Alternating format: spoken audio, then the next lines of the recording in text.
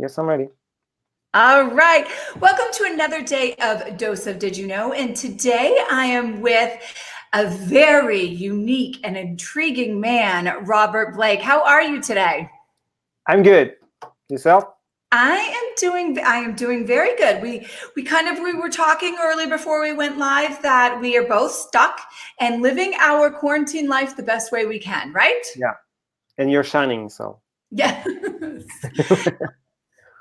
Tell me a little bit. Not me. I know a little bit about you, but in a little snapshot for the world, who is Robert Blake?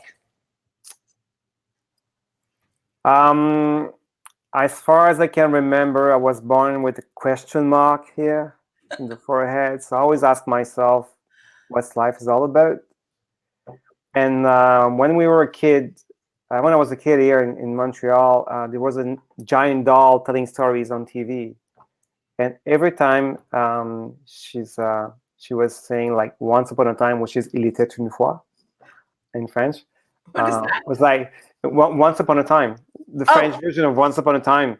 Um, she was amazing, and she was telling stories, and so I grew up with that "Once upon a time" in my heart, and combined with the question mark, I became a writer who writes stories that are doing good to people. And yeah, it's food for thoughts, but for all ages, what I'm doing. Actually, when I was 20 years old, I was a student at Sherbrooke University. I wrote one story, and it's called The Little Apple Story. I don't know if you went to that, you got that one, but it's a one-page story. And back then, there were people who got tears in their eyes reading that little story. It's really a one-page story. Once again, oh yeah, I haven't gotten to that, but the bookmark that that was it sent was at was that on there. that page. Yeah, it's all started with that story. Back then, the question was like, okay, what I'm writing is touching people, and what should I do with it? And 20 years after, it became a work. But to resume who I am, basically, for sure, I'm a passionate person, highly intuitive. Um, I follow. I mean, I'm a dreamer, but I'm not satisfied of dreaming.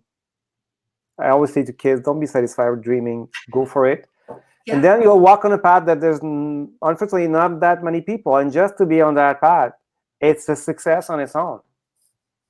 So I always say never be satisfied with dreaming. Just go for it. And when I ask kids when I'm doing workshops, is that I always ask them, is there anyone around you saying, oh, you won't be able to do it because you're not good enough, you don't work enough? Yeah, we call them donors. Debbie Downers, Yeah. yes. So for me, it's just surprising how many parents sometimes they say to their kids, "Oh, you won't be able to become a dancer, become a football player, a soccer player, or whatever." And me always like, don't listen to them. Just follow your Well, dream. I think those Debbie Downers are based off fear. Everything is It's their me. own limits. We cannot blame them. Yeah. I mean, for example, parents always want the best for their kids, but sometimes it It's doesn't not match our path. what they really are. So yeah. Yeah. It's not our path for our children. I want to hold up your book here because Yeah, this is the one I'm reading. This is what I'm reading right now. yeah, And um, I was amazed because when we first talked, a good friend of ours, Callie Faye, introduced us and said, you guys need to meet. And after I met Robert, I was like, yes, I yeah, did need to meet you. And the world needs to know who you are because when I started reading this, he said to me, it's for all ages. Like he just said to everybody else, it's for all. yeah, It's exactly for all ages because what I'm taking it from as a grown woman who I love humanity. I love the complexity of humanity. I love relationships and I love very hard and very deep. And sometimes it can be very overwhelming to people because I give all the time. yeah, And you talk a lot about ego in here in a way that yeah, children can understand it, but also adults could understand. And I started picking that up. I was like, you are a genius. Inspired. Because that story, sorry, I'm pointing at you. That story in particular, I wrote this book mainly sitting on a rock facing a lake nearby Montreal. And in my book, when I wrote the question of Paula asking Mr. Jacot what the ego is all about, I was like, okay, help me, because I need to explain the ego to a kid. Yeah. I was like, almost erased that question inside the story. But then I received the image of a big piggy bank. Because I write through images. It's like a movie going through my mind. So it became the legend of the 3 piggy banks. But honestly, when I first wrote the question, I was like, oh my God, I have to explain the ego to kids. And it's like, okay, help me. And I received the image. That's the way I think it. You have to explain ego to adults too. I spend a lot of time explaining ego to adults because it's very complex, and what we're taught in school, or what we are kind of taught through generations, I think is a misconception of ego. A lot of people see ego as being very negative, and that's all it is. The way I picture it is that it has to sit on the when you're driving your car. Okay, there's a lot of things to say here. In the book, Mr. Jacot once say to Paula, the trick with the mountains of life, meaning the challenges, is to learn how to fly. It took me 5 years to understand what I wrote there. And remember the movie called Blade Runner? Yes. Okay. When the cars are flying, their wheels are horizontal. When you drive on the pave, of course, they are vertical. So the analogy is this one. When your ego is behind the wheels of the car are vertical. You drive on the pave. So there are holes, mountains. It's difficult. It can be very difficult. Sometimes it's easy, but sometimes it's very difficult. But when it's your soul who's behind the wheel and the ego on the passenger seat, the wheels of the car are horizontal, and you just fly over the mountains of life.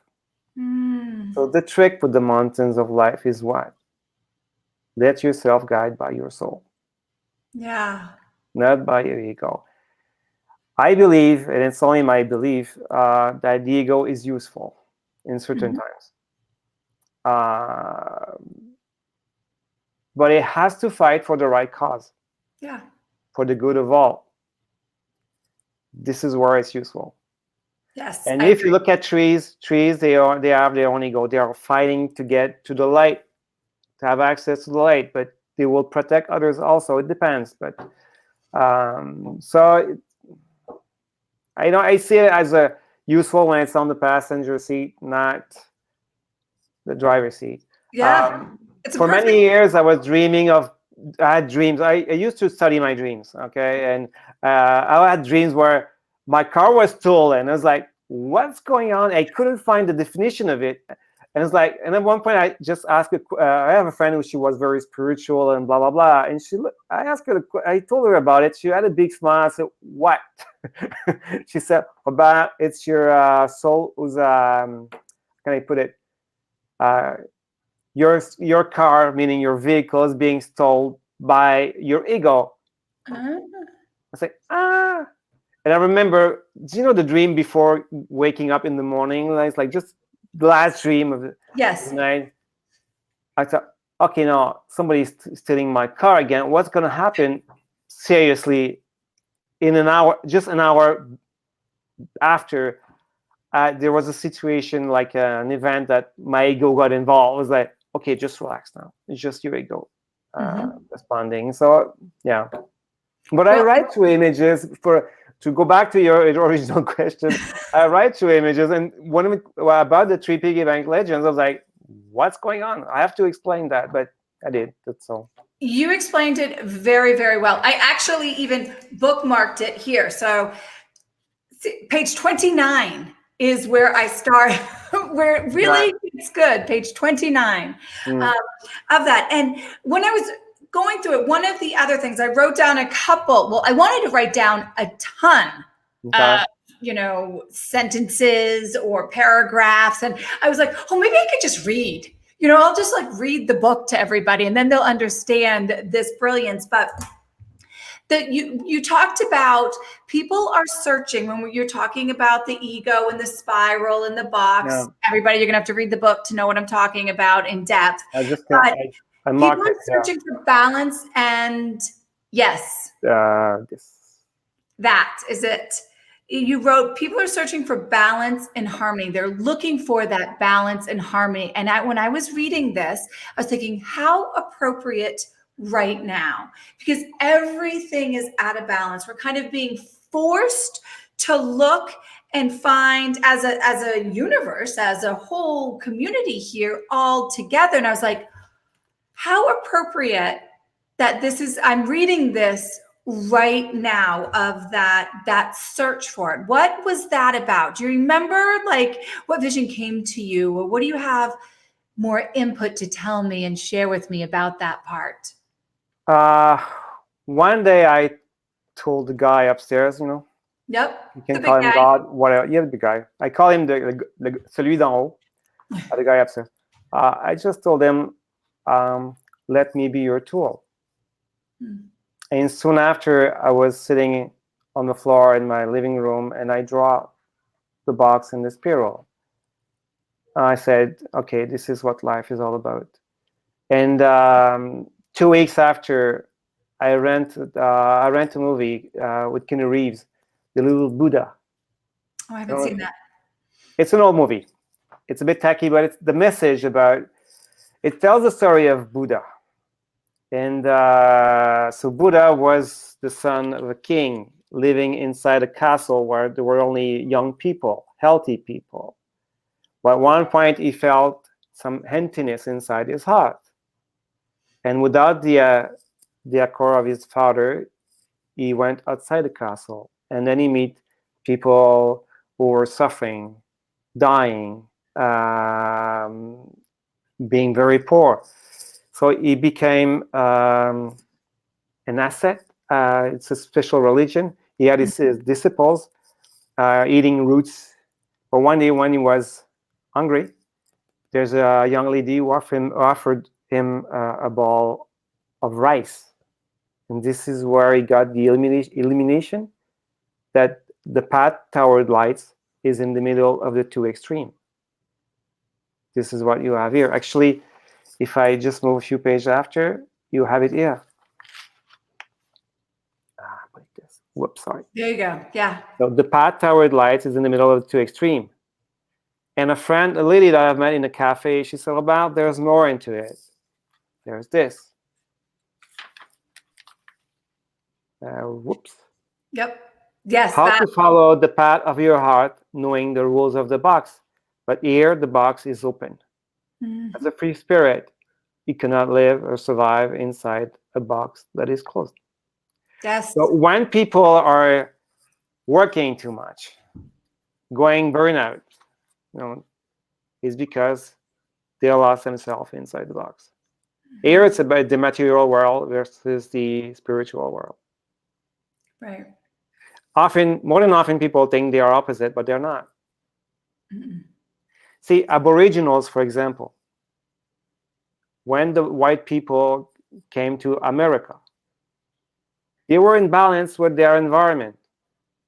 Now we can see them living more inside the spiral. But as a matter of fact, we have to learn from them. They have to learn from us. Yes. This is where we should encounter. Mm-hmm. So kids, they're supposed to be inside the spiral, but more than often parents are throwing them inside the box. They're dealing with the stress of their parents. And more these days than when I was a kid. Because when I was a kid, there was more separation between the adult world and the children's world. Now they're like a family of 1, 2 kids, and they're sitting at the table, they being part of the discussions of adult subjects, etc., etc. But they're also going to school. They have an agenda. They had an agenda when I was a kid at school. So it's just too much for everyone. And right now, what the planet is telling us is that, well, maybe you should think about getting more toward the middle and Yes. this. Yeah. Yeah. It hit because I was like, this is, you're writing, history repeats itself. We learn, I'm a big believer of learning through stories because you're learning through history. You're learning from other people's experiences. So when I was reading this was your interpretation of obviously an experience or a vision that you had, like you said. And so I said, how appropriate that these words are hitting my heart and soul right now at a time like this, right? There's always like the perfect time is a time like this. And I love how you talked about how you said, when you were talking to the big guy up there, Yeah. you are a vessel of that. And I said, like, that is one of my, things I say in that almost wake up state. I'm not awake, but I'm not dreaming. I'm kind of coming out. And part of it is, just, guide me and let me just be a tool. I am just a tool. I am a resource. I am just the body. But it's tricky. There are days where you're just like, okay, this is enough. Like, send me signs, and you're receiving signs. You're just like, okay, I receive signs, but where are the results? I'm still there. For example, in my case, sitting in a bookstore, selling books one by one, talking to people, presenting the book, knowing that it's not only a feel-good book, but it has act as a life changer for many people. And then you're like, okay, what's going on? And I've been told by so many medium, not because I'm paying for them for their service, I meet them. It's like, you're not patient enough. I said, what? I've been doing this for 8 years, 12 years, 15 years. And it's like, okay. And it's like, okay, whatever. And then every time, I don't know if you had to deal with this, but for me, it's an act of faith. And when sometimes your faith isn't strong enough, I receive messages. It's like teachers saying, hey, your books are very important for us. There's not a lot of stories like yours. Or big part of my readers are over 70 years old. And for example, someone who's dealing with the passing of a relative. I don't know many women that had to deal with the passing of their husband, and the book have helped them just has been acted like a bomb on their heart and soul. And but yeah, words can be healing, and that's what it's doing, I guess. It is true. And when you said, there are so many times because I said, okay, I will say yes, and I will go if it's something that's pure, and I know it's coming from a pure place, and it aligns with my morals. I don't understand, but I'm going to go down this path and see where it leads me. And there are many times, like you said, for yourself and for me, I'm like, I don't even know where this path is going. I feel like I am blindfolded walking through the woods. Yeah. I know I'm trusting, but where is it going? Yeah. Especially, as a writer, being a writer comes with many challenges. It's my own business too. So I was an entrepreneur before. I still am. I am an entrepreneur. It's, there's a conviction. I see fate as a garden, and sometimes you have to work on it. It's like you have to keep working on it. Yeah. But I don't know. For me, it's like I have one of my uncles. He was my favorite uncle. Was a missionary. He went to Papuasia, and I see my work a bit like that. Like, it's like it's a blessing when you can make a difference in somebody's life. Yeah, and it's a blessing. So you were So really doing that, and I am grateful. I'm grateful that our paths crossed. But again, There are no mistakes. It was perfectly placed. That Callie was perfectly placed in my life, and then you were perfectly placed in my life. And it has been a blessing knowing you. So I have my ending question to everybody is, because again, like I said, I love hard and I love deep, and I believe love is flowing. It's constantly changing and flowing. So right now, in this moment today, in your state today, what is love to you? Consciousness. Hmm. Once again, I'm not just lost the image. I'm just going to show you something.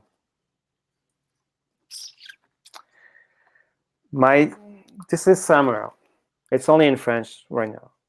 It's about reconnecting and healing your inner child. Okay. Okay.